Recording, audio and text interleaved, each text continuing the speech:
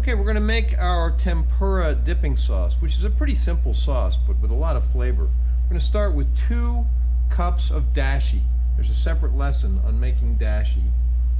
And then we're going to add 1/2 a cup of shoyu, or Japanese soy sauce, and 1/2 a cup of mirin.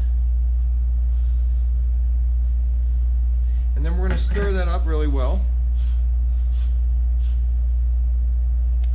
And then we're going to let that come to a boil. We want to bring it just to a boil. And when it gets to a boil, we're going to reduce the heat and let it simmer for about 5 to 7 minutes. Okay, it's just starting to come to a boil.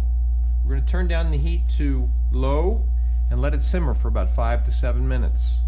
If it's still bubbling too much, use a heat diffuser under it or move it off the heat a little bit so it doesn't boil. Okay, we've been simmering for about 6 or 7 minutes. Let's taste it.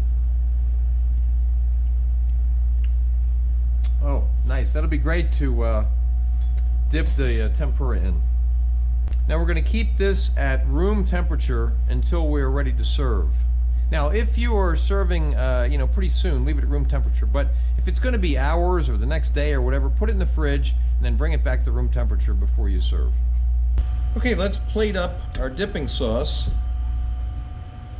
So we want to have this ready before we do the deep frying, so that we can keep everything warm and get it served while it's warm and not have to be doing this after we've done any of the cooked any of the tempura.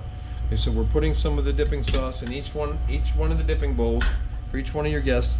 And then I mentioned in the introduction that I didn't have the daikon yet, but we got this beautiful purple daikon. So we're just going to plate that up by adding some of it to each bowl, and it's going to spread out in the bowl like that. Just add some extra flavor. And let's taste it. Excellent.